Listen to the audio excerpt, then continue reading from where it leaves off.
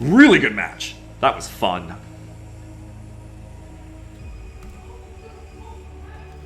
What's up, babe? Balls, balls, balls. That's right, babe. Balls, balls, balls. I have eaten my pasta, thank you, babe. It was delicious. Gonna eat more later. Arakasi says, to be honest, sometimes I'd rather see you go through a replay of a good match than comment over a match that doesn't deserve the commentary. Well, at the moment, I'm trying to turn around how I do content a lot on YouTube, which is, you know, to actually do it. In the past, I have fallen prey a lot to perfectionism for, like, over a decade. It's always been, like, don't put out something that's only good or okay now. Put out something that's perfect later, but then that later never ends up happening for me. Just too much work and it just never happens.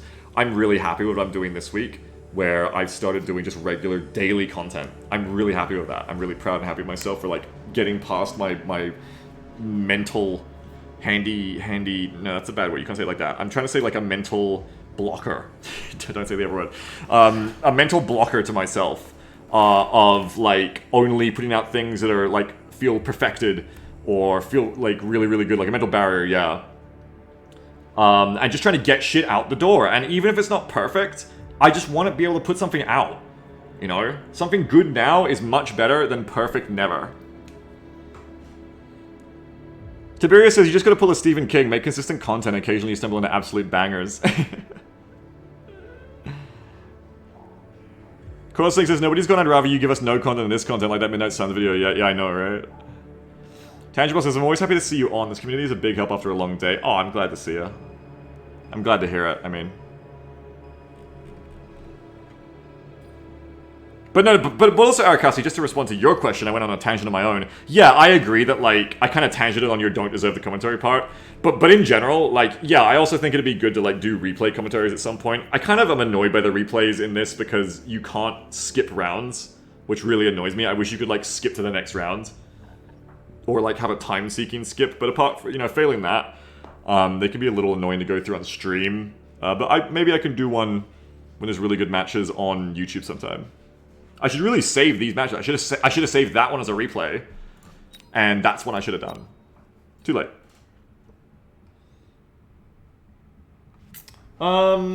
Hells. Now what?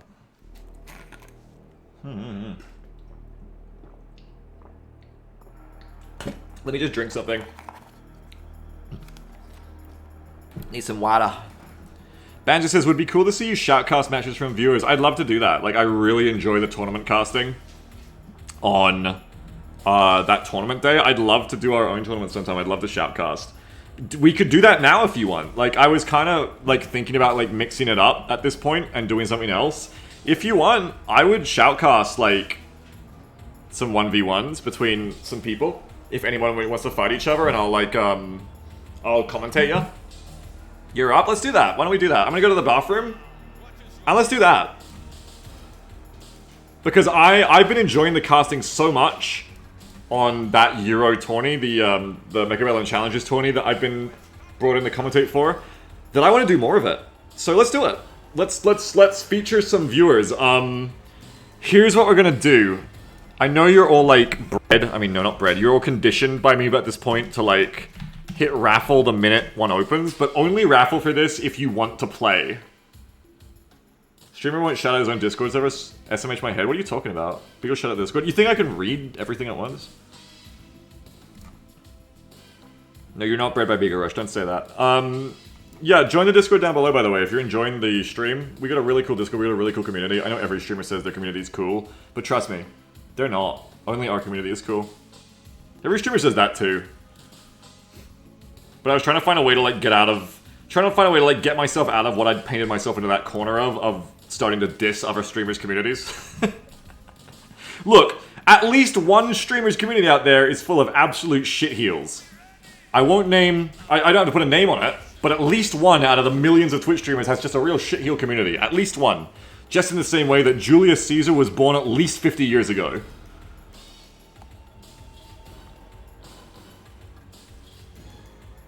But if I say it like that, no one who's here from other streamers can be upset. Where is my raffle commands? Giveaways. I'm looking in the wrong place. Hang on. What was that short spec of viewers? When? I didn't see any. Okay, the raffle is open now, so exclamation mark raffle in chat now if you want to play in a 1v1 that I am going to spectate and shoutcast. Okay? So don't enter this raffle unless you want to play or you're just going to make everything awkward. This is not for an XCOM soldier. You will not win anything else. This is just to play each other in Mechabellum, and I will spectate and commentate. That's it. Banter says, if I raffle, can I nominate someone else to be my champion? Ugh, for fuck's sake. I mean, yeah, but then, like, don't do that, because then it gets confusing to find who actually is ready to play. For now, don't do that. But next time, yes, we'll set up, like, a channel for it, and you can, like, we can have, like, the Domina Arena. We'll have, like, a Discord channel, right, where you can see who's, like, putting their hands up, and then everyone can raffle, and if you win the raffle, you get to pick who fights for you as your champion. I like that. But not this time. Hang on. I haven't got to set up yet. I'm gonna go to the bathroom. Be right back.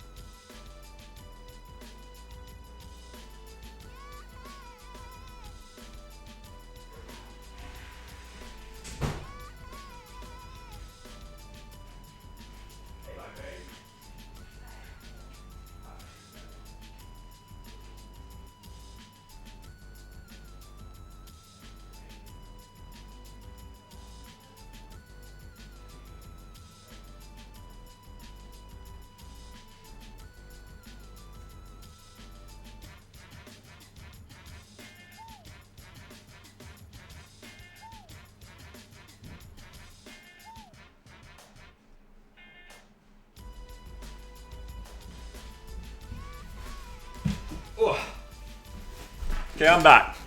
Let's see who is playing first, or at all. Space Pup versus Sergeant Nicholas Angle. You are the two winners. Nick Cartman says, please unraffle me. I arrived at the stream and saw the other people raffling and instinctively raffled myself before you explained not to. I know. It's okay. I know people will. Hang on. I also need to upload my video. One sec.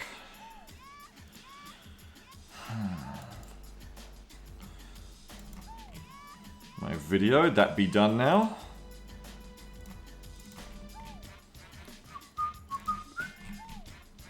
It's Mechabellum 5 I just made, isn't it? Some more Mechabellum for you all to... Yeah. I wonder if... Yeah, this is the one. Okay, upload this one. Boom! New video going up. Now, for the both of you, Space Pup and Nicholas, let's do it. So I need to make a room. Let's go in the forest base. I get to pick the map now. I want more maps, I want more boards. Spectator allowed, spectator delay. Oh, you can set that, that's nice. Invitation only. Spectator chat visible. Highest commit requirements, none. How are we doing this? So, here I am in the match. I need to get you all in now. I think you all need to chat in the general, just post something and tell me what your names are, and I'll click you and invite you.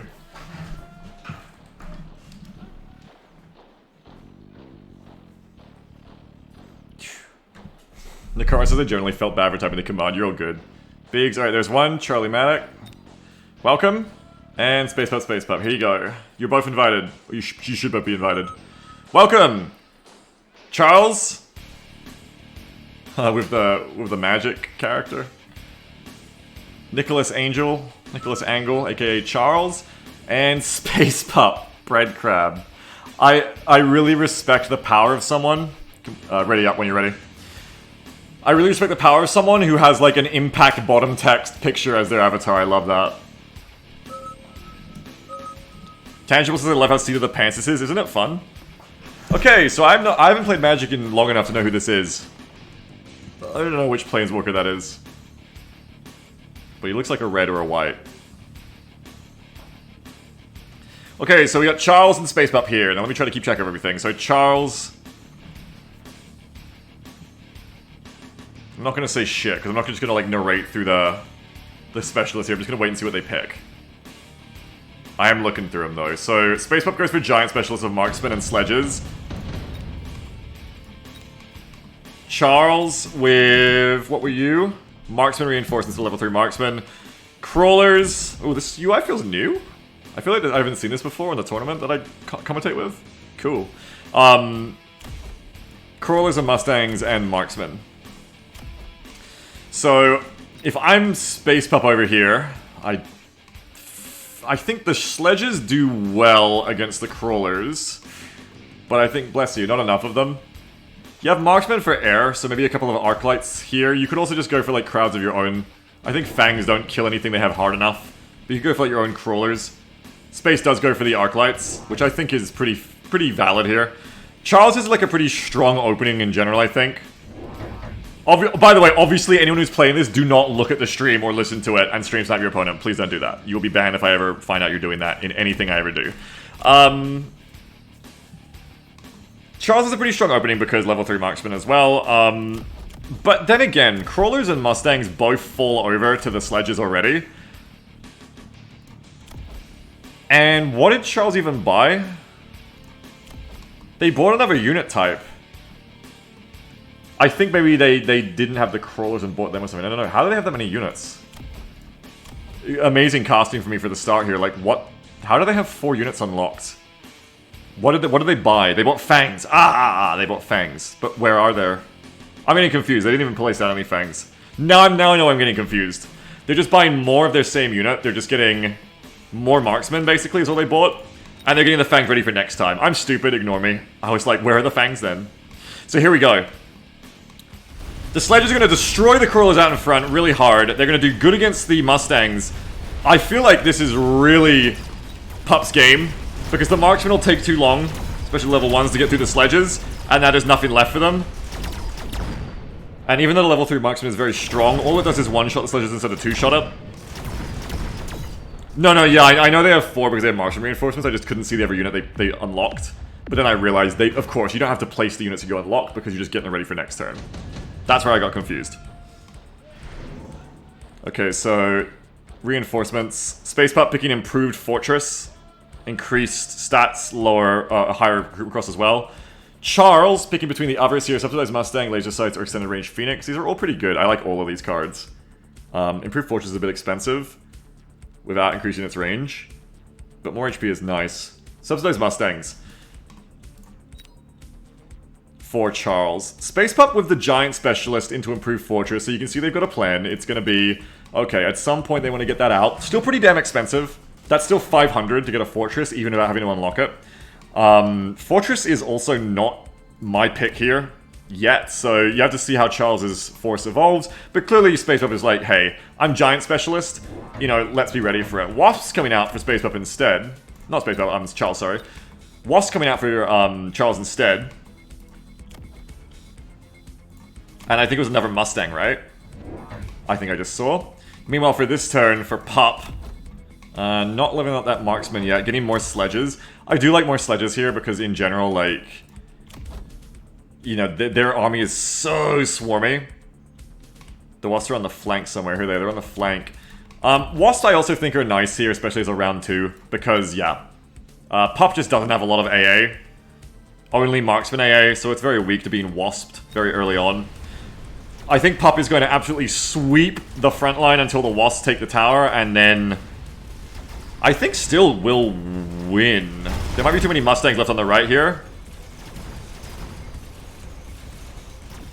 I think if they lose here, yeah, it's just gonna be because the Wasps are gonna be there as well.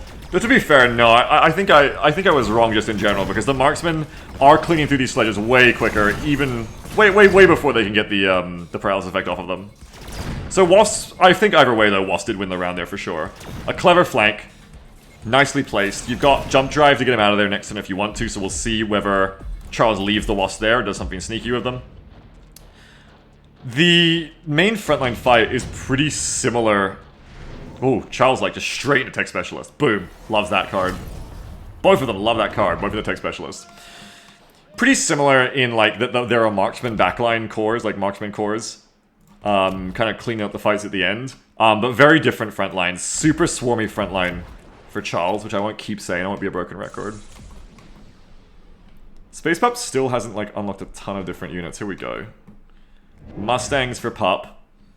Mustangs provide a bit of diversification for Pup too, where Pup just isn't all just into crowds. Obviously, it's also a good thing to do about Wasps. I really hope Charles does something with these Wasps, whether it's upgrades them and hopes they kill the Wasps. I mean, the Mustangs that are probably coming, or just jump drive them away is what I would usually do. But like, tons of Mustangs on both sides. Like, whoa, look at all these plus range Mustangs. I kind of like this too. Because the Mustangs are not good at frontlining. The Wasps are just left there, they're just forgotten. They're not jump drive or anything. So they're just free money. The Mustangs are not good frontline, but with range advantage, they can like get some damage in early. However, I feel like Pup has the advantage once the soldiers get into range if they don't get critical mass down by the marksman quick enough. The level 2 sledges are definitely like turning the tide nicely as well. It's close, but Charles is just gonna eke it out here. That's pretty cool, seeing how the Mustangs at maximum range kept the sledges at bay for so long. Because sledges wreck crowds of Mustangs pretty well usually, but because the sledges were just spending most of their time there, at first busy with the crawlers, and then just moving. You just watch that painful like 5 to 10 seconds of the sledges just driving forward and doing nothing and just getting marksman and Mustanged. It was really effective. I think that it will be even more effective if Charles adds a beefier front line to support the Mustangs, like sledges of their own or balls, or just anything that like solidifies their position here and makes their force even stronger. I'd be a bit worried, meanwhile, if I was Space. Photon emission for Space here, which is the one call-in. The one-time call-in, well, cooldown call-in every 3 rounds that gives you Photon, half damage in every one, and then immunizes them to a lot of debuffs. Banter says, Beagles condition me to root for whoever's on the right side of the screen of his camera work. Aw, you root for me? That's nice of you. Meanwhile, Charles went for improved Overlord. Here's the thing with Charles. No, here's the thing with Charles. I'm gonna say, here's the thing in general is we want to see that Fortress, and there it is. Very good, very good. Because Space Pup is Giant Specialist and got improved Fortress. So you want to get some use out of both of those things. Now Space Pup goes for the Fortress, which is getting Photoned as well. Beagle, can you rotate the camera 180 so that the names match the sides? Oh, that's a way smarter idea. Yeah, good idea. Let's keep it like this. I wish these names would stay up during the fight, honestly. Alright, so it's Pup on the right, Charles on the left. The Fortress is, like, not a good damage dealer against a lot of this shit. The Wasps are still left there. I kind of want something to be done with them. But it will tank, like, decently enough. If you had the armor enhancement, it'd tank even better. What did Charles do? Just more marksman, I think. And just going for, like, the Mustang Swarm. I feel like even if Charles wins this round, unless Charles diversifies soon... Oh, you're not gonna because the sledge damage sharing! Fuck yeah! They're gonna be in a lot of trouble because of the single-mindedness of their damage type. And indeed, here we fucking go. So now you're seeing not just one giant, but effectively 2 giants come out into the field at once. Because you've got the Fortress here, which is going to be very tanky against the Mustangs. Just, they don't kill it very well. And then you've also got the damage sharing coming out in the Sledgehammers. And suddenly, these Sledgehammers are, they're giant units now. They have like a huge shared health pool. So I love this now. Because now you're really seeing Charles be in a bit of trouble for having nothing but Mustangs, essentially. Yeah, they've got some marksmen. The crawlers are like, you can forget about them really, because they're just getting obliterated by the sledges. It's kind of like that Game of Thrones episode, like they're just gone. The Dothraki just ride in like the crawlers and they're just gone. That's basically what happens when your crawlers engage this early without the rest of your force and with no one screening them. So I feel like this is like a turnaround point now. I say turnaround point, but it's already, the health is already going down for Charles quite heavily from that Fortress loss. What did they get? It was Supply Specialist, I think, just then for Space Pup. 50 additional supplies per round. Charles also got it. Overlords now for Charles. Overlords with the Chin Gun Artillery. Charles already preparing for Overlords with the Improved Overlord, which is the better stats but increased recruitment cost. So quite expensive for them. I think they weren't able to buy too much, right? Did they debt? No. I think they had enough money in round 5 to go an Overlord And a ball by the look of it? No, no way. They must have been saving or something. That's crazy. Whereas meanwhile on the right, another fortress for Space Pup. Space Pup is like going to continue now symmetricalizing their force to do the same thing on both sides. I think Charles just got the free Wasp jump drive upgrade and brought them back finally, which I would have liked to see before, but it's good to finally see it now. And I like Space's force overall, honestly. Like, yeah, the Chin Gun Overlord will start to correct the lack of single target damage for Charles, but is it fast enough? They do have 4 marksmen already, but it's only 1 Overlord at level 1, and another shield put down to tank the fortress for a while there. The Wasps are killed by the Mustangs. Fortress dies over here. The sledges are all about to pop at once. Whoa! So the Overlord with the AoE missiles, pretty good against the damage sharing sledges still. You can see the Overlord really did turn things, because on the side without the Overlord, Charles lost. On the side with the Overlord, Charles won. I think it's still a game for Pup here though. Especially with the double, like, with the double tower. Oh, it really just comes down to if this marksman kills this Overlord before the Overlord kills the marksman. Because that's the only AA. But I think it's going to happen. It looks like the marksman will just finish off this. Oh! Get down, Mr. President! That Mustang just squeezing in there? Just carry that fight, because then the Overlord stays alive. Overlord artilleries onto the damage sharing sledges and kills them. That was such an important Mustang! And now the Overlord lives and levels, and is level 2 now, which is going to be even better, because the Overlord chain guns get better as they level up. That was really such a get down, Mr. President moment. Get down, Madam President. That Mustang seriously, like, just sacrificed themselves for the round. That was awesome. One little moment like that can completely change how the round's going. Now it's Charles has the initiative again, really, I think, because of that. Leveled up on the Overlord is huge here. Launcher Overload. I don't take this on them myself. I'm not... Ooh, this one's a bit interesting. This lowers their range by 20. They're down to 110 now. Really relying on the Overlords to do a lot of damage here. You got an Incendiary Bomb for you. I didn't see what Space Pup got as their reinforcement.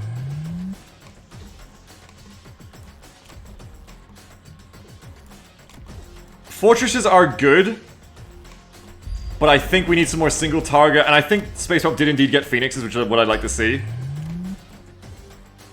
Yeah, it's 1 point difference in health. This is a fantastic match. You got a best of 3 these two, right? Incredon says that's vital. Last round the Overlord didn't Shin Gun for 4 volleys because it outranged its own gun. Oh, really? Oh, I didn't know that. Interesting. Maybe this is smart then. There is a barrage on the fortresses, but especially against a level 2 one, it won't do enough, I think, to these fortresses to kill them too quick. Meanwhile, oh my god, the Shin Guns on the Overlord just obliterating them. And you can see the AA upgrade on the fortresses just is not enough to just, like, get rid of Overlords. You need that single target damage. More Phoenixes is what we need here. Because Overlords are wrecking. Space Pup says GG. Is Space Pup low enough to just lose? I don't think so. Don't say GG yet, Space Pup. You've got another one. Unless you're actually, like, surrendering. If the big Star League was in its official form here, typing GG means you gotta surrender. That means the game's over. We go to the ad break. We go to the bumper. We play the music. Till the world keeps turning, round and around and around we go. We play that shit. We go to Tasis and Artosis. You can't say that. No, Space Pup's still in it here. But Space Pup's morale may be low. Yeah, Overlord attack speed was good there, so I gotta agree. And I like what Incredon's pointed out there, where actually I didn't realize that the Overlords marginally outrange their Chin Guns, so they won't shoot them if they're staying at max range and the enemy is too. So yeah, now... See, Sammy, I told you should commentate with me. Look at you. My first match game, I got one more shot in the Overlord. I thought it was over. You're doing amazing. Wait. Space Pup, are you listening? Space Pup, do you have the stream on? Don't have the stream on. If either of you have the stream on, mute it and minimize it. Don't listen to the stream. I'm talking about what you're both doing. Don't have it on. Hopefully Space Pup is just, like, talking in general about the early GG though, I think. Anyway, we don't know that that's what's happening. I just want to make sure that they know. Yeah, they're talking to each other, it's okay. Space Puff's just being like, oh, about the early GG. It's okay. It's okay, folks. Anyway, all of that to say, not a lot of commentary there about what they're deploying. More Phoenixes for Space Puff is good. Upgrading the line in general, I mean, the horrible thing about turning the sledges into the giants here without as much force to combine of them is the chin guns obliterate them now. Like, they'll just kill an entire line of sledges for free. Fang generation on the forts, yeah, but I don't think these fights are lasting long enough for the Fang generation to help that much. Like, these fights are over within like 30 seconds. Like, there goes the fortress, boom, you know? That's 300 cost when you could have just bought a unit of Fangs. I do like the extra single target damage taking out the Overlords, but is it enough here? It doesn't look like it. The Mustang Swarm is going hard, and this will be the GG. Ooh, yeah, those Overlords just never fully answered, I think. Whew! That was a good one. That was a really good match. Both of them played really well, I think. The GG for Charles Maddock there, beating Space Pup. Really brought it around to those Overlords. Those Overlords were dominant right there. Insane amounts of damage, specifically on this one in the middle. I really do think, like, that turnaround from the Overlord not going down and hitting level 2 was, like, this turning point of the match. Like, when that Overlord lived from the marksman that would have killed it before it got to level, and now has double damage on the artillery and double health, and you saw this Overlord was, like, lasting that little bit more longer because of the extra health. Like, damn, you know what I mean? Like, that's the hair that this match was balanced on. No, thank you, Sergeant Nicholas Angel. That was fun. I really enjoyed that. I enjoyed it from both of you. You both played amazingly. I think that having more single target for the Overlords earlier could have been good. Like, just having a line of Phoenixes or Marksmen, not even Marksmen, but like ranged Phoenixes so they don't die to the Overlords as well, especially take advantage of the fact that they've got the lower range. Get like a whole line of range enhancement Phoenixes behind, like have like 6 of them, and you might do better. You also need to be dealing with the swarms though. This is one thing that I didn't really like about the fortresses, is that the fortresses will tank, but they are not really good against the rest of Charles's army because it's all swarms. I think, dare I say it, Vulcans could have fulfilled a similar role and also just annihilated a lot of this shit. Though range enhancement on the Mustangs mean unless you have range enhancement on your Vulcans, it's gonna be a bit harder. Yol is shaky. It was amazing. Yol did amazing. That was such an exciting match. I think the anti-air barrage wasn't doing enough against the Overlords either, and the Fang summons. I think a lot of like money went into the tech for the fortresses that didn't do too much. But I think it was hard. Like once it was past that tipping point of the Overlords and they weren't like answered very quickly in like the first round of them, it was tough because then the Overlords are getting stronger. Overlord's getting stronger. You're getting weaker, you know, it's that kind of thing. Sammy says, what do you think of 2 Stormcrawlers with Napalm to counter the Stangs? Just 2 level 1 Stormcrawlers. I think if you don't already have Stangs on the field... Yeah, we're gonna do next match, yeah. I think if you don't have 2 Stormcrawlers already on the field, and you try to play them into a massive Stangs, the problem is you get the Missile Deception upgrade. Oh, they didn't have it, though. Charles doesn't take Missile counter. But yeah, I think usually, if there's more Stangs than Stormcrawlers, like by more than double... You want to be careful playing Storms into Stangs, because then they're already winning against you. You buy Stangs, the Stangs are kind of nullified a bit. You know, Interception isn't that black and white, but yeah. I would have liked to see, I don't know, like... something. Like the Callers, if you could have got them through that, yeah, good. I mean, and the Mustangs are their main line, so even a Missile Interception, they would have not been able to fight the rest of the army, but then the Overlords are still killing you. I think that's why I think Vulcans. I think Vulcans, specifically Vulcans with plus range to counteract the Mustangs having plus range. But I think you need like some Vulcans. I think you also need like some more effective like chaff in front of your fortresses as soon as the Overlords start chin gunning you. This is why chin guns are so powerful. Like, I would have loved to see instead of Fang summoning for 300, 3 Fangs. Fang, and get the barrier instead. So don't get either of these. Get Fangs, get the barrier, so that the Fangs can now survive a bit longer.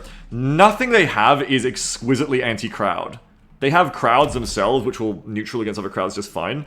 But they don't have any anti-crowd to punish you for that. Really. I guess the Overlords do have their missiles. But we could talk about it forever, but we could do more matches. I think the point is, both players played amazingly well. That was really cool. I loved watching that. Let's do another one. I got a few more in me, let's go. Training base. Let's go to training base. That was super cool. It's all easy to say in hindsight from the spectator's chair too. It's all very easy to say from here, but that's why it's fun to commentate. Let's raffle some more players. Okay, so we're gonna draw. It is Incredon versus Ricochet 19. Come and post in chat. I'll invite you in. SpaceX says I was never able to upgrade my fortress. I really thought the first one I put down wouldn't have had a level by the end, but it never came. See, the thing I think about that, Space Pup, is the thing is that the fortress could tank, but if you look at Charles's comp, the fortress was bad at killing everything Charles had, because fortresses are single target killers. They have like some slight splash. So they're shots actually, which I didn't know, but they are mostly single target killers, I think. So I think the problem is you pick the fortresses and they were never going to level, I think. Unless the enemy built bigger things. And they did, but unfortunately they bought airborne bigger things. The combat points are surprisingly balanced here. Now we've got Incredon of 33.7 versus Ricochet of 3.2. Moobot knows who to match. This is great. Wonderwolf says they have splash. Yeah, you wouldn't think it, but fortresses have a tiny amount of splash, I've noticed. Ricochet says we've had many games in the 2v2s versus each other. Nice. Who won the last one? I agree that having a unit with armor enhancement in your lineup, Space Pup, would help you with the fact that the enemy was all Mustangs. When the enemy is all Mustangs, check out my latest YouTube video when it finishes uploading, you can go armor enhancement and just be like, ha ha ha ha ha ha, really well. You know, you could just have like a line of like, that's the other answer is Arclights. A bunch of plus range Arclights with armor enhancement would have probably slaughtered those Mustangs if they live. If you have like 6 or 7 or 8 of them, like enough of them to last and not all die. And then they also kind of tank the chin guns. So here's the new round. Incredon going for cost control specialist. 100 extra supply per rounds. Here, we'll set it up from the start properly this time. But 15% less attack and HP on all units. Ricochet, meanwhile, giant specialist. Giant units no longer consume supplies while being unlocked. So, yeah, my VODs all saved, Nicholas, so you and Pup can watch afterwards. You both did it awesome, though. It was such an exciting match. If these two don't have a match that's like similarly balanced on 1 hit point difference by round 3 or 4, it's a blowout. It's not good enough. It was so exciting. So it's Fangs for Incredon. We know that Incredon fucking loves Fangs. I love that Incredon loves Fangs. I love Incredon. Ricochet, meanwhile, over here. That sounded really petty, like I was like, I love Incredon. Anyway, here's Ricochet. Ricochet going for more sledges. I think like they just went for like an initial sledge. How did they afford that? I wasn't paying attention to them. I was too busy like talking. Regardless of how they got them, it's Arcs, Fangs, and Balls versus Sledges and Crawls. I think definitely Incredon's gonna take it. Even though the Fangs get obliterated. Well, actually, there's a lot of Sledges here. They might kill the Balls faster than the Balls can kill them. Especially with the Ball getting stuck on that one Crawler there. Maybe I'm wrong. I think the Balls with their lower range have been taken out too quickly, and the Sledges, which usually don't do great against Balls, are actually going to be able to take it there. So that extra unit of Sledges bought in the middle was fantastic there, because usually your unit comps start with 2 units that cost 200, and then 3 units that cost 100. So we can tell that that's what Ricochet bought, because you wouldn't start with 3 Sledges otherwise. So now, the only way I could see this going in Incredon's favor is if the timing works out, that like the Sledges are slow, so they'll kill this tower, the Arclights step forward, kill this, and turn around and kill the Sledges. Like, here's what's probably going to happen. Unless you just run out of time, I don't think you will. Is the Sledges are going to kill this. Oh, it's a race, hang on. I think the first person here loses. Okay, well, you both get it. Oh my god, no one's going to fight anyone, never mind. They're just neutraling out. This is just gonna...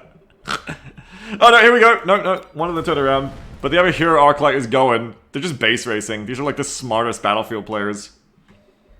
Arclight's gonna kill the sledges even with paralysis. Says Sammy, are you sure about that? 10 shots kills a sledge. Kills 2 of them, I think, with their splash. So 2 of them could have killed the sledge unit, I think. Anyway, they didn't. It's actually a neutral there. Well, not a neutral, Better win for Incredon, but very close either way. Now, Incredon gets Missile Strike, Ricochet. I didn't see what Ricochet got there. It doesn't, like, stick around for too long. So Ricochet, I still don't know the answer to how they got the sledges without going into debt. Oh no, you start with 300, that's how, yeah. Rick banked. Did a little skip, yeah. Rick gets missiled for a start. Rick also gets Phoenixes. I like this a lot because the only AA for Incredon is those fangs, but those fangs are being used as frontline fangs. They die in the first 10 seconds of the war to the sledges, and that's going to mean that the Phoenixes just auto-win after this. So there's not a lot to say about that. Incredon instead got Stormcallers to double down on winning like the ground game.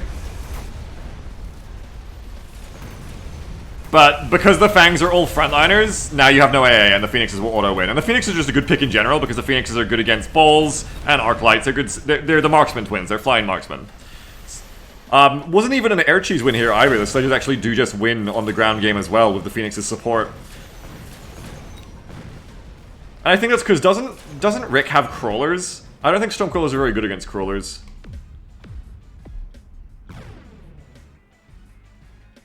You gotta like, you don't hit them until they get tied up. I think the crawlers are tanking well there. Ricochet of Aerial Specialist here. Incredon, what are you gonna pick? Aerial Specialist as well. It is powerful. Yo, instantly Ricochet knows what they're about. Giant Specialist and Aerial Specialist with the instant Overlord in round 3. Even has enough money to get another unit. Can even get a crawler if they want. Banked for it. Got that Overlord. Doesn't even go for a crawler, goes for missiles. See, I don't play like this. I always just place as many units as I can. Ricochet wants to make sure that all of the Fangs are dead. Because once the Fangs are dead, the Overlord is invulnerable. However, guess what? I gotta keep the teams on the right side, but guess what Incredon got? Energy shields for Fangs, perfectly timed there. Gonna just take an entire blow for the missile strikes for free. And now just gonna beef up that front line in general. Now, I think the problem here is that the Fangs do still die to the sledges, and you're left with no AA again. But hold on now, not all of them are dead, but I don't think enough to threaten an Overlord, but not all of them are dead, because the Balls take over now and start to protect them from the sledges a bit better. I don't think there'll be enough unranged, unupgraded, apart from Shield's Fangs, unfortunately. It is still definitely Rick's game here. And I think these matches are coming down to, or these rounds are coming down to a lot of, like, what we say about the big difference between whether you use a unit as a frontline unit or a reserve unit, right?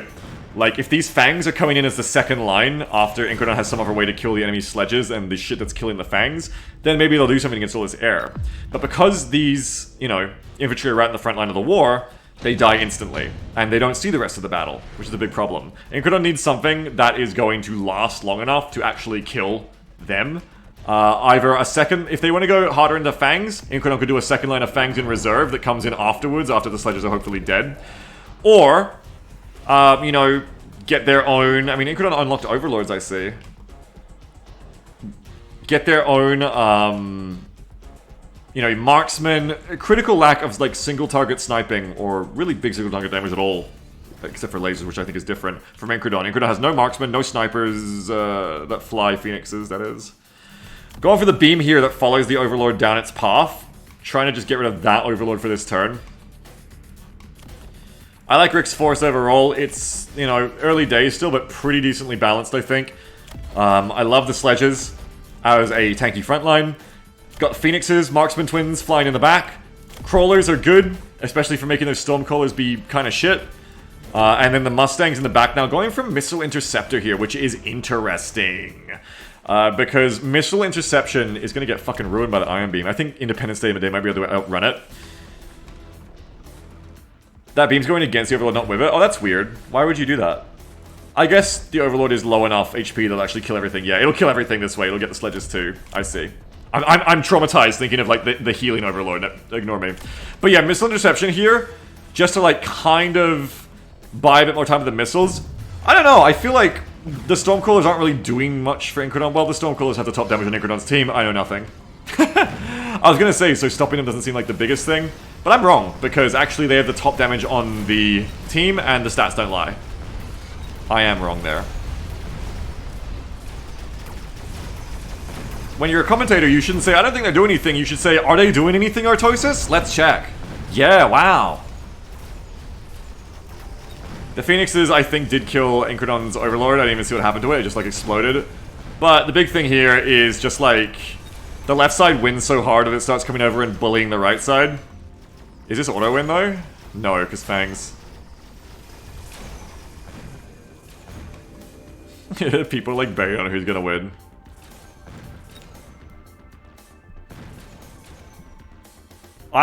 Should I bet as a commentator? I should make a call, right? At round 5, I should make a call on these matches. That's kind of... No, I'm not going to, though, because then, like... That's like morale. That's like a morale hit for the player. If you're playing in this and you see the main caster, me, like... That's so, like, BM bad manners. Can you imagine that?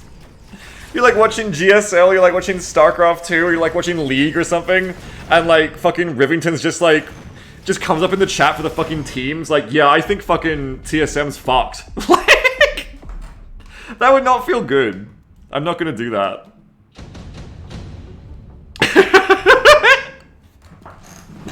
Anyway, more cards to get here. Incredon going for Amplifying Core. Oh, I love how decisive they are. Like, I love how, like, their round starts. They're just like, slam 2 Overlords down. Here we go. Just know exactly what they want. Incredon's still behind on health, but it did look like even without the beam, things were kind of neutraling out for Incredon a bit. Like, Incredon was starting to come back a bit on the right as well, even without the beam blowing that side up. Not Assault Fang. Yeah, well, Assault Fang, I think, moves the Fangs too far forward, and they already are too far forward. The Fangs are really Incredon's whole front line here.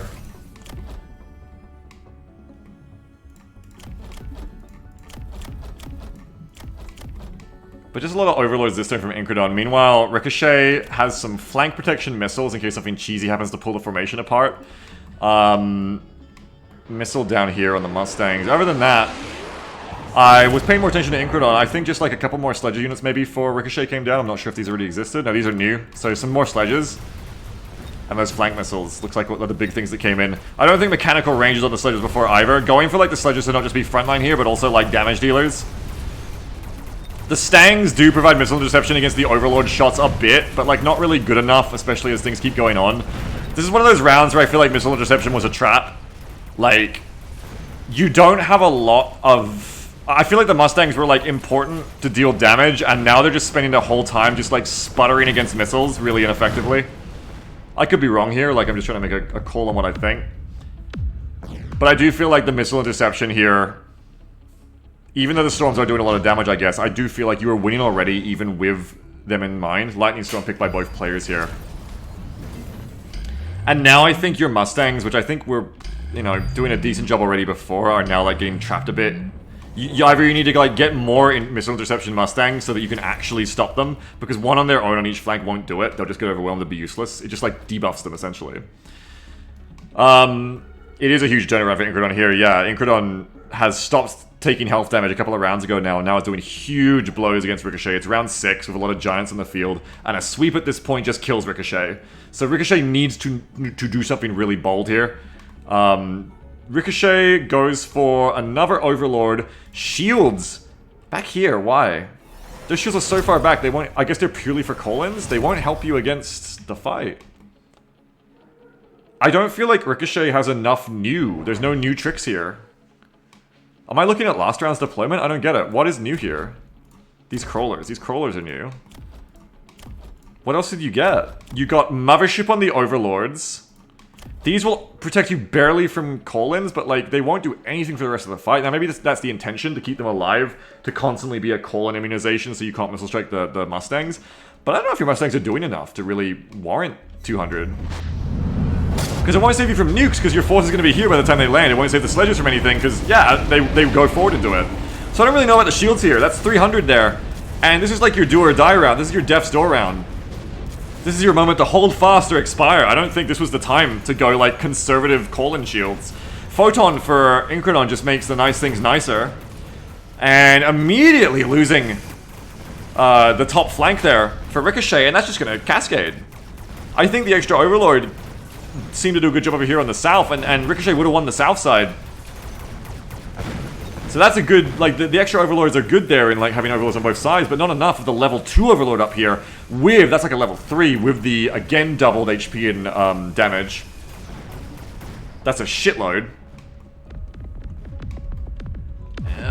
Barely hanging in there for Rick. Barely. This is now the do or die round for Rick. Rick cannot take any more than a single marksman's surviving. Rick has the win now every round for like 2 or 3 rounds in a row. Barley says, I think the shields are out of frustration because Incredon used Collins on his forces that spawn 2 rounds in a row. I could see it, but yeah, I think it's a lot of money, like a lot of shield tax for that, and still lost them too. Orbital bombardment on the side that Rick's losing to. These overlords are a problem. There is just not like a good answer to the overlords, I want to say, this match. This overlord in particular is doing quite a bit. It's not really like a big damage round. A lot of small units on either side. There's not, there's nothing really tanky on either side, because even overlords are quite fragile for giants. And some reserve fangs here now for Incredon. We were talking about this. Reserve fangs that come in after the fight's done. Incredon does love fangs, and because you've already invested in the energy shield, it does make sense to, like, rather than doing something else as your backline, bring in another line of fangs. Even better. Just make sure they're not all dying to these sledges in front. Once the sledges are gone, thanks to the work of the Stormcallers and the Overlords and the first wave of infantry, bless their souls, the second wave can come in and be helpful later on against Overlords, Phoenixes, and just pretty much everything. Photon again. Because Incredon has the Photon upgrade. I love this for Overlords, where it just turns them into support boats. Range enhancement 2 on the Overlords is so awesome here, just doing damage so fucking early. Orbital bombardment does something over there, I don't know how much though. It does look like Rick's doing way better this round, but now can you take out the Overlords? These are range enhanced Overlords, but there's enough Mustangs and Grunt down here for Rick's army to get through them. Nice turnaround from Rick, you gotta do or die. Go into debt. Rick bought enhanced range and high mobility, and the enhanced range there kind of helps against Incredon's ranged. Ooh! Range enhanced overlords, and here we go. Very nice job, Rick. Is anyone else surprised these haven't just been stomps yet? Is anyone else surprised that my community is apparently so good at Mechabellum and is also like being perfectly matched against each other? Why is my community so good at this game? It's awesome.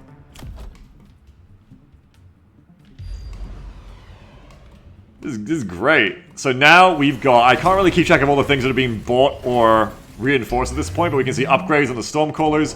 Way! 2 more Overlords in the center. They are doing good support for Incredon, but I wonder now the way that Incredon just lost, if this is... if you need something else here. Because I feel like the front line's dying too quick. Ricochet's got your number now. With whatever they did with the extra shit that Rick put down. Watch out for this missile, though. This missile's going to take out... oh, those Mustangs, which could be really bad. Those Mustangs are doing a lot on the back. Mirrored smoke here, which both will work. This one's slightly shielded. Need to counter the Phoenixes. Yeah, it's the Phoenixes from Rick in the back are killing the Overlords. That's the thing. Like, I feel like these Overlords might turn the fight quicker. But it all comes down to, can Rick get through Incredon's front line? Oh! In time? Oh! To get to the Overlords. Holy shit! Not a fucking ion beam like that. Oh, fuck! Level 2 shielded wasps for Rick here could be okay. The Overlord AoE will fuck them up, though. It's buying some time, but you know what we say about chaff wasps? I think they're too expensive for the job, especially eliteed. Oh, no, and there goes the tower. And I think it was just like... the Overlord damage is just enough to just blow through Rick here. Rip. Yeah, I think the call-ins there on a pivotal round, like... the call-ins there really just smash apart Rick's ability to be able to come out on top there. That was a really good round. But like a good example of how these late-game rounds can swing and just decapitate so hard. Because when you've built up the call-ins as well, there's so much shit on the field. When there's only like 3 units on the field versus 3, then... you know, 1 unit, you know, being able to take out 1 enemy unit is a big deal. And, like, and a single unit can have, like, a big difference. And it's easy to see what difference the units are having against each other. Now, that's all can still be true in the end game. But in the end game, when there's, like, 20 units on the field, it gets more and more complex to understand what's going on in the delicate ecosystem of war that is Mechabellum, and what to tweak, and what's going to do the most for you, what's doing the worst for you that you need to correct. And you get to this point, yeah, where it's like the matches can swing like crazy. This was really close. Rick was really, really close to coming back hard in this round. But Incredon do it. That was quite a swing back and forth. Incredon started off losing, then Ricochet got swung back against by Incredon in the middle of the Overlords, and then Rick brought it back, but then, that last round of the Iron Beam, I think especially in the missile. Rick says, my mistake was never getting Fangs, always meant to. You played really well, Rick, I think. As did you, Incredon. GG to Incredon for the win there. Very nicely done. These are great matches. Surely one of these matches is just going to be terrible. We're just going to have a blowout in a second, right? And then I put Incredon against Nicholas Angle after the next one. And we see who wins the little tournament we done. I'm going to draw two more. Arakasi and Hold Up the Sky. You want to play? Let's do it. We're in Railway Town. Chat in chat, and I'll invite you in. Big YouTube videos. Yes, it is uploading, don't worry. I gotta do my monetization, though. Hang on, I gotta say that I didn't talk about bad things. Hang on. Submit rating. This is fun. This is awesome. I love this. And I love casting him, too. It's good practice for me, too. For doing more of it in the future. It gets me a bit less amateur at it as I get more experience with it. How long until this video is uploaded? Let me invite them, by the way. Boom. I need to get down here. There's Arakasi. Where's Hold Up the Sky? Hold Up the Sky, post in main general chat for me and I'll invite you. I got an hour left still on my video, so that'll be released after the stream. When's the next tourney, Biggs? You mean the next Euro tourney? Mechabellum Challengers, it's same time every week, so 6 PM CEST on, what day is it, chat? Tuesday? Or is it Wednesday? I think it's Wednesday. There you are, your last kissed, welcome.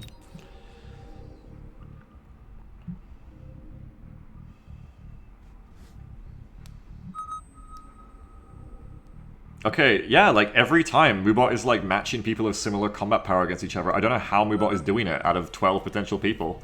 But again, 654 versus 746, this is great. If we're getting really lucky today with how well it's matching people against each other, but in the future, if we do this more as like a tradition, like the last round of Mechabellum stream days can be like, the last hour I mean, can be like spectating the community, then we should set up like a bracket or something. We should do like a tournament. We should do like little round robins or do little tournaments and stuff. Or a ladder. What I'm thinking of is a ladder. We should do a ladder. Because a tournament's more involved. You can't guarantee people are going to be there every time. But doing, unless it's like a legitimately like a big invested in tournament. But doing like a ladder could be cool. A community ladder. Keeping track of who beats who. And then we can match up people of similar combat power to each other. Ricochet says me and Incredon are very closely matched. Yeah, you are. Yeah, so was Space Pup and Nicholas Angle. You'll have been sick today. These are great matches. Thank you. Okay, so your last kiss for cost control. Arakasi for elite specialist. Polar opposites here. Polar opposites in what we're looking at. Arakasi units cost more, but coming at level 2. Well, I mean, yeah, obviously. Last kiss, cheaper units, but they are worse overall stat-wise.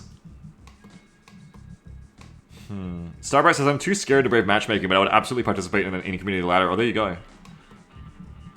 Just watched the new video on YouTube. Yeah, there's another, that was yesterday's one. There's another new one coming. So, Arclight pick for Arakasi, which, you know, makes sense against all the crawlers. It's just the single Elite Specialist opening. With Elite Specialist, you can either go a single unit for 150 and a missile, or you can go, what else did you buy, actually? Didn't you have 300? No. Or you can buy, you can refund one of your 200 cost units, like the Mustangs, and you can get 2 level 100 cost, 150 cost elite units. But opting for the single Arclight there, so one side's going to be stronger than the other, uses the missile to balance the other one. Your last kiss, meanwhile, with cost control specialist, opposite problem, so much money. Really far forward crawlers, which I don't like. I don't like at all. Because you're not fighting with the rest of your army. Please deploy them backwards! Because they're going to run up and just get mulched by the Arclight. Yum, yum, yum, yum, num, num, num. And then these Marksman and Balls only come in after. I think Marksman were the second thing that Last Kiss bought. The old Kanbei versus Colin. The power money, yeah. Man, Kanbei was fun as fuck to play, though. You just reminded me. You just, like, hit, like, that nostalgia for me of getting those better units. They really were good. Anyway, Missile kills the Crawls on this side. Arclight and Mustangs. Nom nom nom nom nom nom nom nom. So that's a different battle, right? That's round 1A. Now here's round 1B. I mean, if you're timing, it's almost like round 1B, and now here's round 1C. And that's what we don't like about this first round here. From Team Red, I don't like, is that the forces are all very split up. And I don't think for a great reason. Like, I don't think there was much of a point to it. So that's not great, because, yeah, your units just dying piecemeal. That's like a fundamental thing you want to fix up. Starbright says Semi is gender goals for me. Semi is pretty cute. Yeah, that position is going to be costly the entire match as SOBF. Exactly, because you can't move them now. Unless you start refunding them, they're stuck there. Kalish says, kind of brutal, the Bulls get 2-shot by snipers with the commander HP debuff.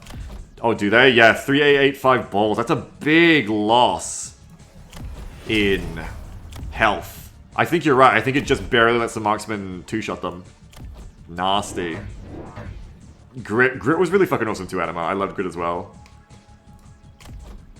One more shot to kill per bull by a ton of extra time. I agree, yeah, that is really painful here. And it's interesting, this is something you learn of experience, how the breakpoints of cost control specialists sometimes don't matter, sometimes really matter. This is definitely one of those places.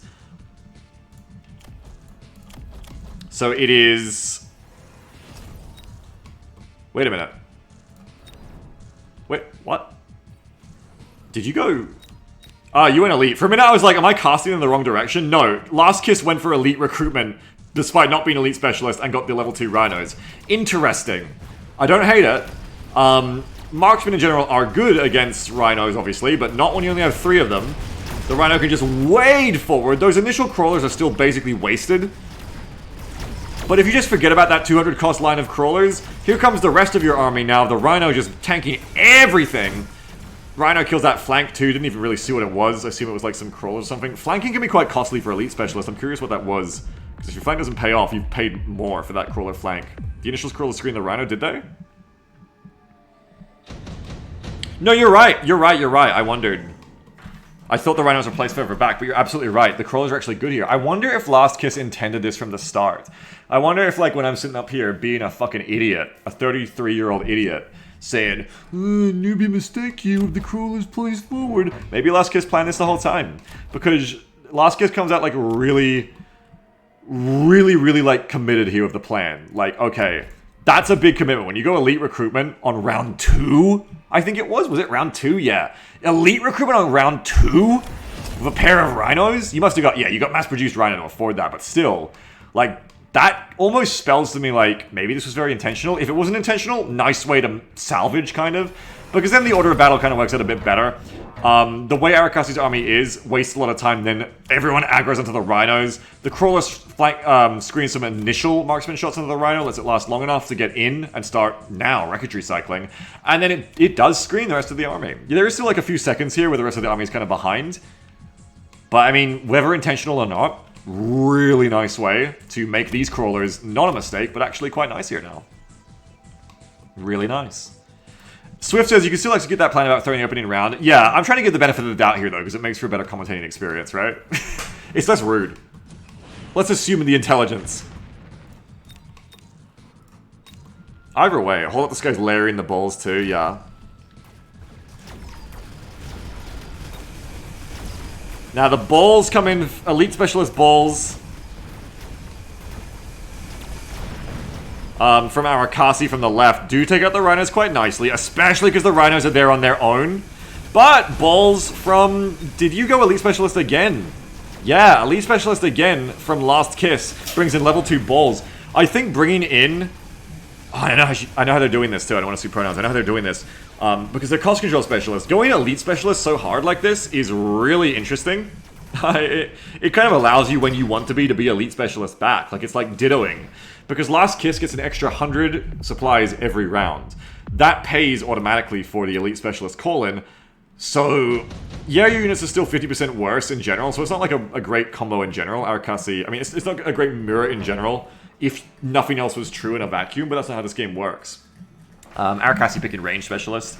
So in essence, what's happening here is Last Kiss is actually going really strong on buying the elite call-in and actually keeping up in the elite game with elite specialist. Which is interesting. Like, those level 2 balls there I think were really good. This is interesting. Let's have a look at the overall compositions here. Range specialist picked up on both of them, so kind of neutral out. Overall compositions-wise, I think Arakasi could use, like, some crowd chaff, like some... maybe not crawlers, but maybe, like, some fangs. No dedicated crowd clear for Last Kiss, so I think, like, a screen of fangs would buy time against the rhinos a little bit, while your already, like, fine enough marksman core kills it, and the balls kill it. Sammy says, and the best part of Sky's strat is now they can just go back to spamming non-elite. Yeah, it gives you the flexibility, whereas Elite Specialist does not have that. Elite Specialist always has to buy Elite. So that's pretty cool, actually. Speaking of which, level 1 Rhino from Last Kiss here. So if you're Arakasi, I reckon like a Fang screen in front, especially like because you can't afford too much Elite Specialist. If you're Last Kiss, I mean, you're already winning. Last Kiss brings in more Rhinos in the back. Which kills through the crawlers faster and also will be like a second wave of rhinos. Very rhino heavy overall. Air is like good for Arakasi too here, right? Because everything Last Kiss has is ground. Except for like 2 marksmen. The balls from Arakasi, they are going to be able to take out the front line, kind of. But no, not well enough. And once again, these balls penetrate deep through Arakasi's line on a secret mission. And Special Forces raid, take out this tower. Balls. Balls absolutely carrying there because then they help turn the fight on the right as well, or on the top as well.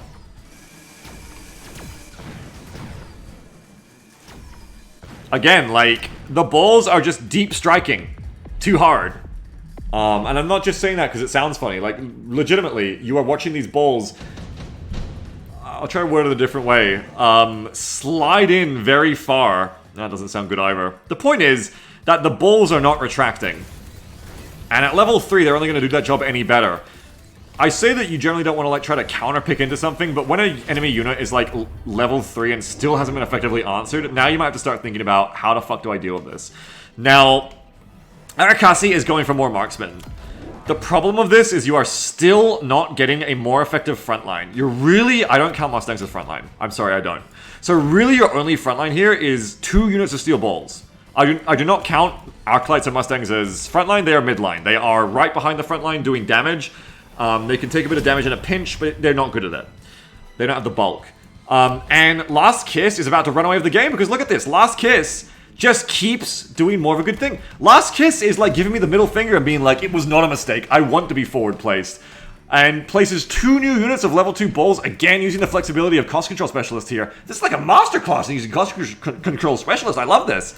Max recruitment, elite recruitment. 3 new units of steel balls right in the front line. I normally wouldn't think this is smart to be so far in front of the rest of your army, but considering the fact that Last Kiss is stomping so far, I have to just wait and see. Because they penetrate deep, of course they do! The balls are fast, they get in deep, and there's nothing screening the marksmen. Which usually the rest of the army is getting pulled left and right to at least the balls. But these are deep striking balls. They go in too fast and they get into the marksman call that was just reinforced for Arakasi, by the way. Just everything that Arakasi just bought. It doesn't matter if they lose on their own. They're on a Special Forces mission. This is Special Forces shit. They are raiding the enemy quickly before the enemy's formation of back deployment, like I like to do, can get into place to frontline. This is really clever. They're too fast. This is like really clever play. Like this isn't just like good fundamentals or good like knowledge and understanding from Last Kiss. Like this is actually just inventive good play. Inventive good play that I almost kind of like took a dump on in the first round, where I was like, oh, what a shame. Looks like Last Kiss shouldn't have placed those crawlers there. In fact, seeing the way that in this specific round Last Kiss has made this work is inspiring. Having these units go on this new term I have the coin now, this new genre of strategy, Special Forces raids, these raiding units that get in before you can stop them is really cool. However, before I say this is the best thing ever, please, no, not wasps, no. No, not wasps. Before I keep saying this is the best thing ever and everyone should do it, please do just get some screen. Again, it's been true for I think many rounds now, and it's even truer now. please screen. Arakasi's kind of going for the last gasp ditch effort here of I'll flank you of wasps. They might get a tower here, but they won't next turn. They'll just get distracted with the crawlers. But this turn, because of flank sickness, they might aggro into the tower. The problem is you still need a screen. You need a frontline, especially because you have not committed to a frontline and you are being punished for it. The balls are spanking you. So just get some fangs. Just fangs here, please. Just get like 6 units of fangs here and you do so much better because your marksman will kill the balls if the balls aren't immediately penetrating them into the lines. They're hitting you in dune buggies, man. They're like paratrooping in. Well, paratrooping is the flank. They're hitting you in the dune buggies, man. They're in the FAVs. You need to stop them. You need to deploy the reserves. Throw in the fucking military police. Whatever you have to do, just stop them. Buy your marksman some time. Yeah, even just shooting squad on the marksman just instantly gives you some frontline here now to tie up those balls. Now the wasps are gonna work here and might turn this round if they're quick enough. Yeah, here we go. So the wasps turn things around here, I think, because failing to have a front line, instead we have just paralyzed them, and now the marksmen can do their job. The marksmen are very strong here. They just need time to do their job, which they're given now by the paralysis tower.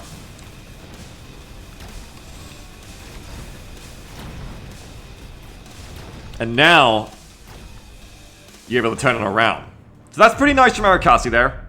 Gotta say, I wasn't a believer in the desperate wasp flank here when I first saw it, because I'm like, come on, get fangs. But there's many ways to play this game. Senior attack plus just for Arakasi here. Extra attack for both of them. Did they both get more money, by the way?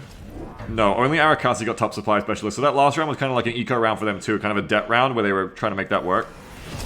But yeah, here's the problem now though. The wasps don't do it twice. Not even because they get countered, just because the wasps, now without flank sickness, get distracted by the crawlers and fall into their death and never hit the tower. If anything, recycling these wasps and putting them again on the side, you want them to be flank sick. You want them to sit there for a while so they don't attack the army and instead go for the tower. Unfortunately, they can't do that now. Just jump drive them. Just jump drive them over, you know? Or field recover them for even less. Other than that, Overlords for Arakasi, there's still no frontal screen here. Now, it kind of looked like whatever Arakasi was doing with maybe like a critical massive marksman was, an EMP was just able to hold the line against the balls anyway, even before the tower got taken out, but we'll see. Because now, here's going to be the question. You're not going to see hard countered here, hard counter pick here with the Mustangs. You're not going to see the Wasp pull that off twice. Mustangs on both sides. Oh, but the mechanical division is huge as a pickup for last kiss here. So many balls on the field, and now those balls are all going to turn into mechanical division. And we go for the replicate on the crawlers. This is the BSL, folks. This is the big Star League. Because, oh, you can slow down the front line. No, but the anti-tech! It doesn't matter because the marksmen have anti-tech, which totally turns off the steel ball division, and you knew they had the anti-tech. Now, the marksmen anti-teching the balls totally invalidate that. Completely. Completely! I was such a believer in this. But now every unit the marksmen kill, which is most of them because marksman is the core of Arakasi's army, no tech! Oh, the rhinos are punching on the side. If the rhino gets that tower... I feel like it's too late. It's too late, and the rhino gets the tower. Is it too late? Is he cooking? Does he know? Here's how Last Kiss can still win. No. Oh, big blunder! Big blunder! Whoa! I really thought that was so cool until I remembered that the marksmen have EMP. Yo! 150 health left for Last Kiss there. That is... Oh, so playing into the EMP marksman. It's insane! Oh, no! Oh, no, because you're not even getting any value out of that tech. Because at least with other techs, you both go for speed specialist. I think it favors Last Kiss even more. At least with other tech picks, if you get to do something with them before the marksman gets onto you and EMPs you, but this tech literally only works when you die. That's the only time it works. Oh no. He needs photon shielding? Yeah, you can't get that on balls and doesn't have the colon, I don't think. Yeah, but you're right. Like, what would actually probably turn around here for Kiss, if Kiss knows to do it? Oh, nuke for Arakasi. is if Kiss goes Overlords and has Overlords with Photon Shielding and goes... It's probably a bit expensive here, but it might work because Overlords are also... can fight your Overlords. Like, Overlord, Photon Shielding. Get the first wave of crawlers in. Overlord.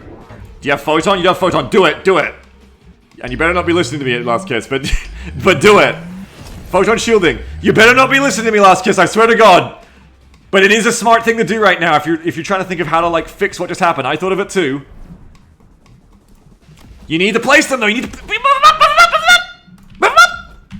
Move them up! You gotta move them up! Go, Det! Move them up! Move them up! Get them in place.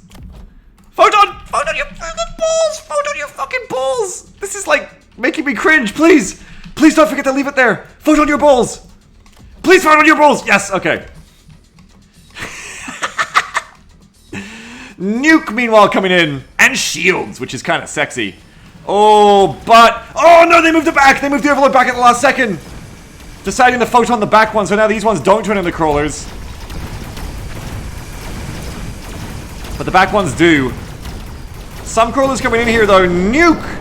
If Last Kiss survives this with the nuke as well, I will be impressed. I think the mass of marksman is too critical here, though. It was a valiant effort. But man, sometimes your enemy just has like 10 marksmen at level 5 and you are not killing it hard enough. GG! Yo! 3 fantastic matches. That was awesome.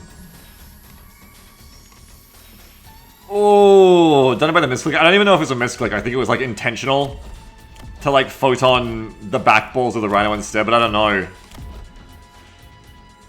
These were great. GG to Arakasi for the win. I did not believe in Arakasi in the middle there when it was like, come on, just get some fangs. Come on, bro, poking him with a stick. Like, come on, bro, do something. Get the fangs.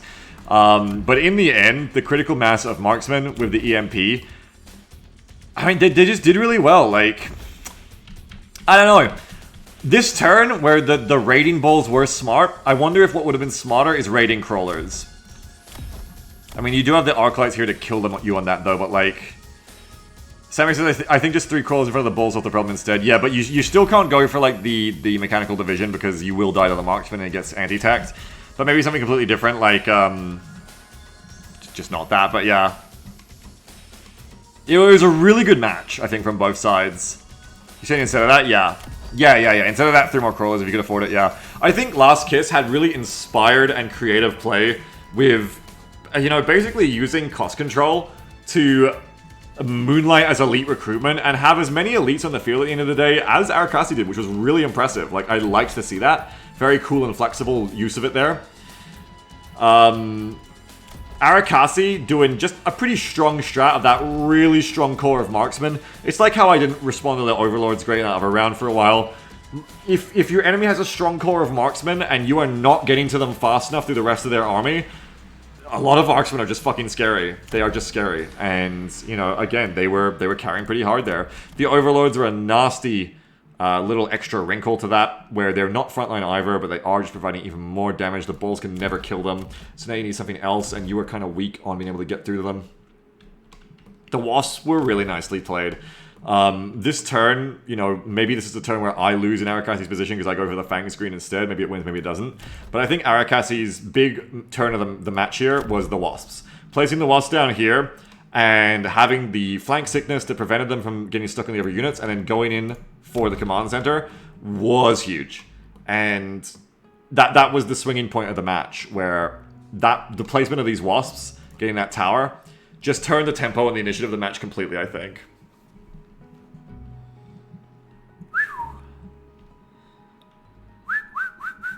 Ooh. Arakasi said just one of those balls there. Didn't want to screen them because of the Rhinos. Yeah, I think in the end, Rhinos did pick up Whirlwind, so Fangs would have gotten beaten by them a bit, yeah. But yeah, I felt like they would be like a good screen for you, Arakasi, just to stop the balls from just rushing your towers, and Marksman is hard. But in the end, you hit that critical mass of Marksman, I think.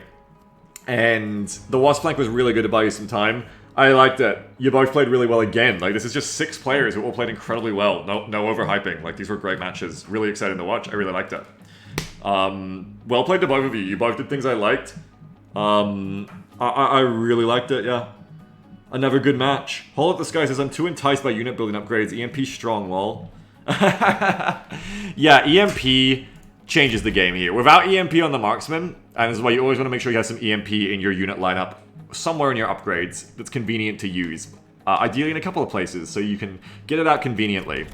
And without EMP, this game is so different. Without EMP, for one, kiting harder because you're slowing down the raiders. For two, yeah, Mechanical Division. If Mechanical Division and Replicate had been allowed to run rampant on the turns it was brought in, I was like, oh my god, this is going to just turn the match because there's already crawlers and balls in the field. This is it.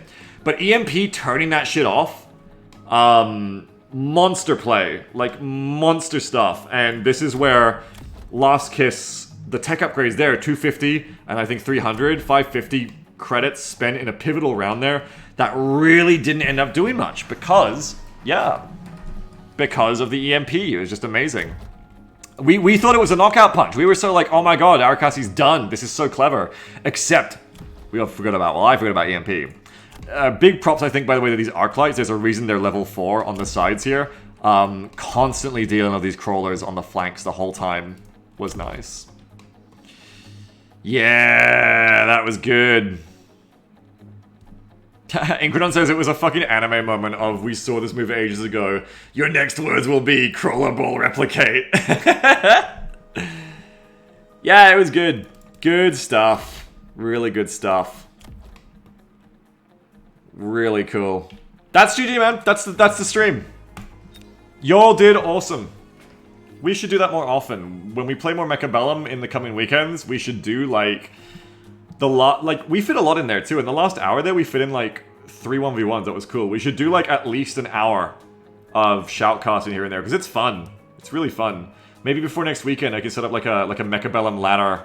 I don't know how to set up ladders and stuff like that to like work, but something that would work well with like Sitchin going crazy with the gift subs. Thank you, Sitchin. Thank you very much for the 4 gift subs to the community. Thank you so very much. So generous.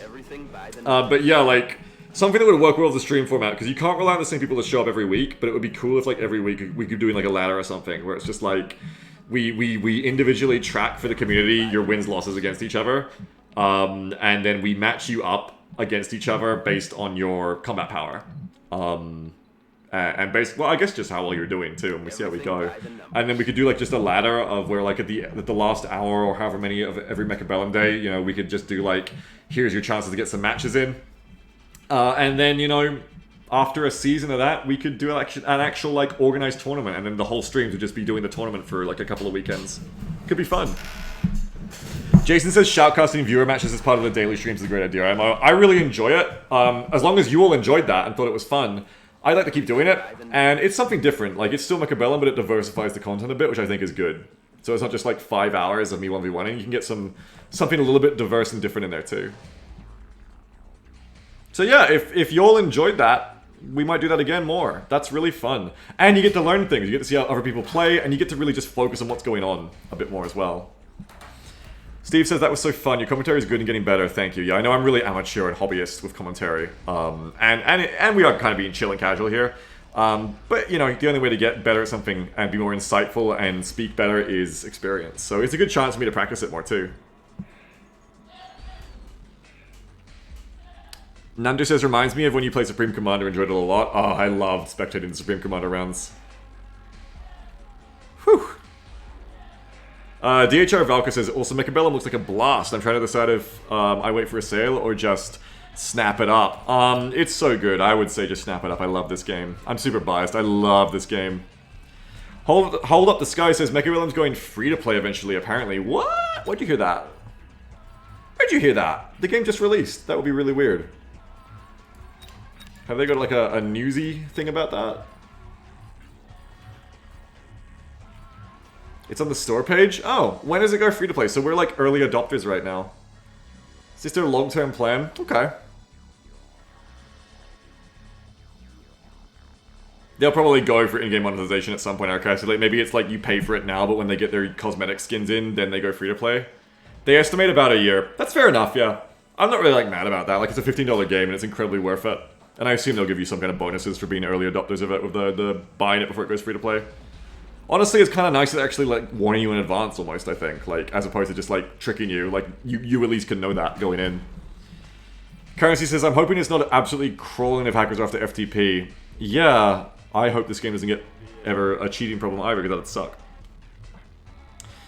But yeah, this rules. Love this game. Yeah, you'd just be sad if the game becomes worse. Oh yeah, I love this game. The only thing that can go wrong for me at this point is the devs, like, doing something that tanks it somehow. Or the player base dying, or both, as tend to go together. I hope that doesn't happen, because right now this game is amazing and I love it. Please never take this game away from me. This game is like my Counter-Strike as a tactics player. I love it. I play this forever.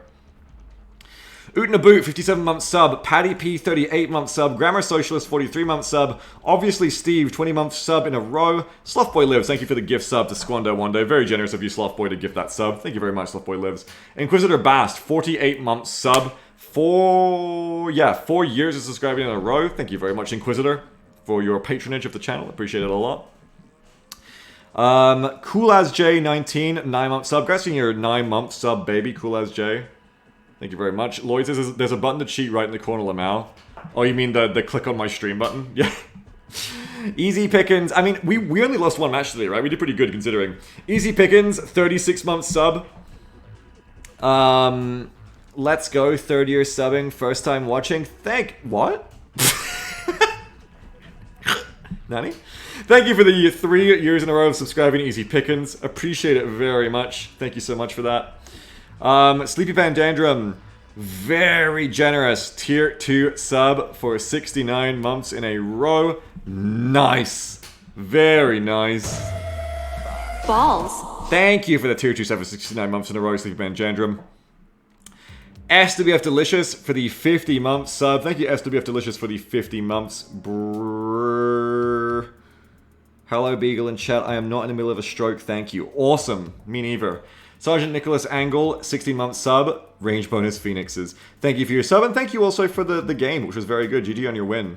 DHR Valker, a 7-month sub as well. Here's some money from Bezos. Thank you, DHR Valker. And Sitchin Zero gifted 4 subs to Immaculate, Lost Fan, 10,000, Spoonerman, and Shark Apologist. Thank you, Sitchin, for your madcap 4 gift subs. Adding to your pantheon of gift subs, as always. Thank you so much. You're talking about, like, the pressure on the devs to add more units to this game. Like, if chess came out in 2023, they'd have to add, like, 6 more versions of Knights to make it commercially viable. Yeah, I mean, you know, I have faith in them just because the game is so well made, so hopefully the same devs keep working on it and continue to make it so well made. I'm really impressed with this game. In fact, I'm so impressed with this game that I almost want to, like, knock on wood when I praise it at this point, because, like, it's just like, things this good don't happen. Like, what's going to happen to make this game terrible at some point? Let's hope nothing, because it's beautiful now. It's really well balanced. Basically on, because it's had a beta to balance itself. It's not really on release, but it's really well balanced. It's really fun. Everything's got its place. I haven't seen any real one true meta. There's so many different ways to play. There's a beautiful combination of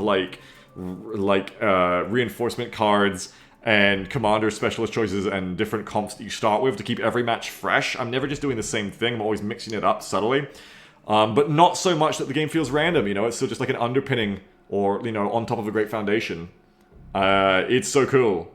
And then you have so many choices of the different units, the way they deterministically interact with each other, the text, the leveling. It's so cool. All the different types of units and weapons. It's so cool. The call-ins. It's amazing. This game is amazingly done, and I'm in love with it. I'm in love with this game. Long live this game forever.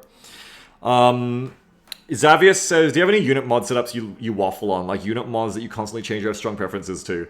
I have strong preferences to some. If you click on my VOD from yesterday at the end, I went through just a menu of them all. And I won't sit here too long, sorry, today, just because you caught me at the end of the stream going through all of them. But in general, I think, like, what's one core for every of them? I'll go through just each of them. My core one I would never get rid of. Barrier for fortresses. Marksman. Ooh. It's hard. Range enhancement, elite marksman, and electromag shot are all good. Best partner for Vulcans. MPs, I want to say energy absorption makes them silly, but probably, well, no, it's got to be energy diffraction to make them not so inflexible. You've got to have the multi-beams. But other than that, range and energy absorption just so good. Skipped one. Rhinos. I don't know. They just kind of like go hard on their own. Record recycling is nice and cheap. I don't really have a favorite for rhinos. I don't play them enough. I usually just buy them without text, honestly. But record recycling is really cheap, and I get it for that. Wasps. Jump drive on pretty much any air unit. I don't want to get rid of it. Well, Wasps and Phoenix, I don't get it on Overlords. But that's just because they have too much other good shit. I've started taking range on them. I think it's nice. But I think jump drive essential on Wasps makes them really annoying to pin down. Makes them great flankers. Mustangs. Incredon says StarCraft's Direct Strike. People keep saying this is based on. I never played it. When I said this game was so original and fresh, I guess it wasn't. StarCraft's Direct Strike. Always look to use map settings maps. That's always where the real gems come from, I guess. StarCraft's Direct Strike mode, says Incredon, has weekly modifiers in a separate mode, such as all units regenerate, map always visible, double money, all upgrades automatically bought, bases of double HP, free nuke, free choices of 12 light permanent buffs. Something like that would be amazing. Yeah, I mean, hell yeah. I think this game is fucking awesome already, but yeah, like different modes like that could be really awesome. I want this game to be super popular, yeah, and justify shit like that. For Stangs, there's a lot of good stuff here. Missile Interceptor is useful for flexibility, and it's kind of like the iconic thing of them. Half the time, though, it can really be a trap. Range enhancement is good on any unit. High Explo, I actually don't use that much, but if your enemy goes crowds heavy and you have Mustangs, it's a good option. Probably good for Wasps, too. And then Aerial Specialization is also iconic. I think these are the two iconic ones. I just wouldn't get rid of them. Steel Balls, probably damage sharing. Can just be really nasty on them, and is just a nice, cheap upgrade, as we saw today. That really lets them just, in general, not even as a gimmick, just do their job better, just as a single unit of 4 balls chained together. Fangs, Energy Shield. Absolutely, Energy Shield makes them so much more survivable, and lets them be really cool at, like, taking out missile consumables for you without paying shield tax. Crawlers. I also don't really get tech on my crawlers that often either. Replicate's pretty cheap. How much is Impact Drill? Maybe get rid of Acidic Explosion for Impact Drill, because I never use this explosion anyway. I do use the others sometimes at least. Destroy crawlers, leave liquid on the ground. Lose 6% HP per second and have their def reduced. I don't really know what def means in this game, but it makes it take more damage in general, I guess. I feel like Acidic, like, is this thing where you're like, oh, cool, but then it doesn't really play out. And I feel like we've been saying, keep cheap upgrades, so I think Impact Drill for those rounds where your crawlers are swarming and you just want them to, like, kill shit quicker, that is triple damage on crawlers, and they already have really high damage for their cost. So then if you have, like, leveled up crawlers, like level 3 crawlers, 293, okay, your crawlers now hit for 1200 per crawler, and there's 24 of them. Have fun. Yeah, because acid kills your own stuff, too. Xavier says, I see almost no use for Subblitz. Really? Subblitz is to get your units in under the cover of stuff like arc lights and sledges. If you have a bunch of crawlers, but they're losing really hard because the enemy has a lot of sledges and maybe some arc lights, but especially sledges, Subterranean Blitz will get you in under the sledges easier. And once the crawlers get in against the sledges, they will overwhelm them with their damage. The thing to remember about crawlers is often they are used as chaff, just frontlines that die, but if you allow these units to be screened or positioned in a way where they are not killed in the first 20 seconds of the battle and they actually get to start doing damage, they do a disgusting amount of damage. They have the most damage, probably DPS in the fucking game, when you go like, 131 times 24 for their cost. They have a shitload. You know, okay, maybe not the most damage in the game, but they have a shitload, especially when you consider how fast they're attacking too. They're very good. That's their thing. They're actually like very good at dealing damage when you let them. That's why they kill Fangs, because they just do shitloads of damage. Anyway, for Overlords, it's really hard to pick of Overlords because Overlords are defined by me being so flexible and having so many good choices for upgrades. I think Chin Guns is incredibly good for being a, oh shit, I fucked up and don't have anything to answer the enemy's Giants or Rhinos. Overlord Artillery. We saw that today. Chin Guns can just fuck a fortress, fuck Rhinos, fuck all that shit that people like to build, fuck Vulcans, fuck everything, and still useful against small units because they fire pretty quick. So Overlord Artillery is insane, it's also pretty cheap. Field Maintenance is cheap and good as well, and as we also saw today, can really make Overlords hit that critical mass point where you have to get certain single target damage things to kill them. Photon is amazing for supporting your whole army. Mothership, I think, can be quite good for when your Overlords are being, like, fucked up too hard, and you don't have a front line for them, and you just want to get one out of nowhere, you go Mothership, and now your Overlord survive to the end of the round. These unit protection abilities, I think, are very situational because it's for longer rounds. When you have rounds that go for 30 seconds and it's over, don't waste money on these. When you have rounds that go for like, you know, 70, 80 seconds, like a full round, okay, now the unit producing abilities get more value. But like lots of good stuff. I think armor overlords are great too. That is one where I would go back and forth where it's like, oh, I miss having armor enhancement on my overlords to just invalidate Mustangs. But as we saw, I mean, with field maintenance, you kind of already do. Stormcallers, not a ton of choices for them, but I think high explosive ammo just makes them doubles down on something they're already good at. It will wipe Fangs better, like it will make them hard counter Fangs and even Crawlers better, but also lowering the range, I mean, lowering the attack overall makes them worse against wiping out a balanced army of sledgehammers and shit, and I don't like that. Electromag is good on ranged snipers, I think, for kiting enemies longer while you keep ranged sniping them. Also great because Stormcrawlers spread their damage all over the place, so unlike single target EMPers, you're going to be, theoretically, EMPing your enemy's entire line, which is super, super good. Like, that's great. Not only for kiting them and slowing them down, but also for turning off all their annoying tech. So it's just a flexible thing.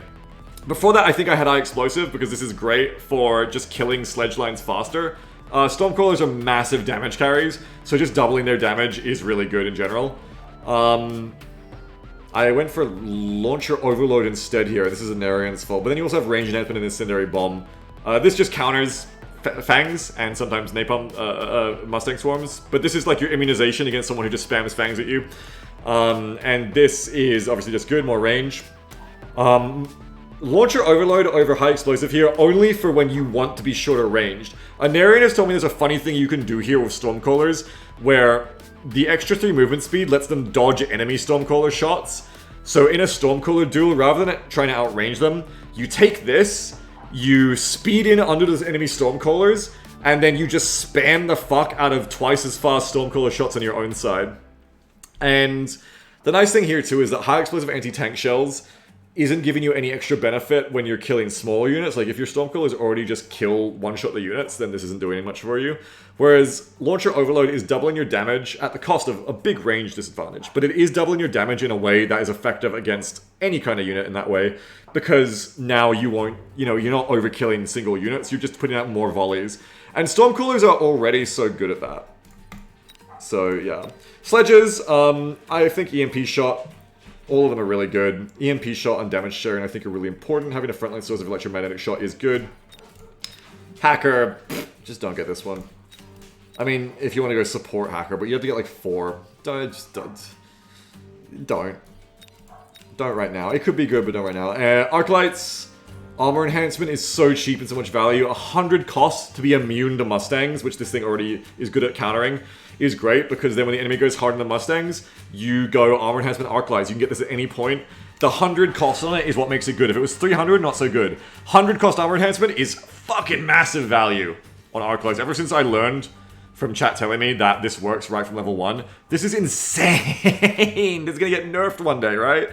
Like 150, 200 cost, right? 100 cost, you just the unit just becomes invulnerable to Fangs, Mustangs, and is way tankier against other units, like, you know, Crawlers to an extent, Wasps. It's so good. And it's so cheap, you can just get it and forget it. Most rounds I get this, because it's just so cheap. And Arclights I'm always getting. And then Phoenixes, range enhancement is the main one. I mean, I wouldn't get rid of Jump Drive either, I like all of these. I'm pretty happy with almost all of my upgrade choices, but range enhancement is the most important one, I think. You gotta have that range on the Phoenixes to make them go, especially because they have 20 less than Marksman normally. That's why I want both, so that if the enemy Marksman go extra range, I can go Elite Marksman. And then the enemy does that too, and I'm still lower range, but maybe you get Air Specialist. The point is, don't slack on ranged. People have been saying maybe I should get a damage dealing one for them as well, but I can't imagine myself getting 3 upgrades on Phoenixes in the same round that often. And normally, for damage carrying, I'd be getting these 2 first. And this gives you damage anyway. Valkyrie says, oh, Beagle, little thing I've seen of hackers, the hack speed is increased by multiple hackers. Yeah. Hackers basically do their own kind of damage, blue damage, which is hack damage, cybernetic damage, or cyber warfare damage. And it's just as long as that blue damage gets over the health pool of an enemy remaining, you get them. So you can combo hackers, and all go on the same unit and steal them quicker, that's right. Incredon says, just like marksman or arclights, when you get elite range when the unit's average level of 3, shit gets silly. Yeah. So anyway, I said I wouldn't go over my upgrades too much, but then I did. So you baited me. I stuck here a bit longer, but I'm out now. I do really hope you had a fun time. Check out my videos on YouTube. Another one is just processing its HD now, but it'll be out soon. I think compared to the rounds that people are roasting me for, where I did some dumb shit, I think people are going to like these rounds for me a bit more, hopefully. I think I played a bit better in the ones upcoming. So again, it'll be a double feature. But it won't be out for like an hour or so because the HD needs to finish processing. But after that, another video out for you all. GG. Probably not more Mechabellum tomorrow. We did 2 days of it already. I think tomorrow we're going to do some Bexy. Maybe some Warlander too. I got sponsored to do another day of Warlander or another 2 hours of it. So we might do like a 2 hours of Warlander tomorrow. And then Bexcom, and then full Bexcom the day after. Might be what's coming up for the rest of the weekend. It's Clanner time! We are so close to Clanners! We are so close to Clanners. Wait, what was Warlander? It's that really awesome game with like the team synchronized. Like you have like the different squads that like have different missions in the medieval like fight. It's hard to describe actually because it's a lot of things, but just know that it's a really good game. It's really good. If you haven't seen it before, check it out tomorrow. It's really good. I'm gonna raid someone now. The Wizard Gun game. Yeah, there you go. The Wizard Gun game. What in the fuck is that? What the? Holy Jesus! What? What is that? What the fuck is that? What the fuck is that? What the fuck? Okay, well, I don't want to raid AI Jesus. But for as much as I hate AI, for anything for AI to take next, yes. Go ahead and take Jesus, sure. Who do we want to raid here? I'm gonna raid It's Hafu. We haven't done her in ages. And she's playing some Hearthstone. Hafu would probably be good at this game. I think she's into these kinds of like tactical games. Not tactical, but you know what I mean. I just feel like with her, I know she plays a lot of Hearthstone, and I feel like she'd be good at this game too. I don't know her very well, to be clear. Like, I know her like at a glance. But anyway, say hi to her. We raided her like once or twice, and she's pretty cool. She did that big raid to us during Hellsign once, which was really funny. Yeah, I know. Momentarily playing Wargame again. I know. Isaac tried to go to me like, hey, you should play some with us. I'm like, no. But when Broken Arrow comes out, I'm gonna make everyone play Broken Arrow with me. In fact, hopefully Broken Arrow is gonna have its new multiplayer demo soon. I do hope so. Hopefully in the next month or two, we'll have news on when Broken Arrow's demo is coming. And it's gonna be multiplayer, and I want to play in-house multiplayer Broken Arrow with all of you. I can't wait. So, cannot fucking wait for that. It's gonna be so exciting. But anyway, GG's for now. I hope you all had a really fun time today. See you on YouTube. See you tomorrow for Battletech Extended Commanders Edition, Bexcom, and probably some Warlander, if not tomorrow, the day after. Have a wonderful one, everyone. See you in the Discord. Join the Discord down below by clicking the banner. And come chat Mechabellum with us and everything else. See you on YouTube. See you tomorrow. Have a wonderful one, everyone. Bye-bye. GG.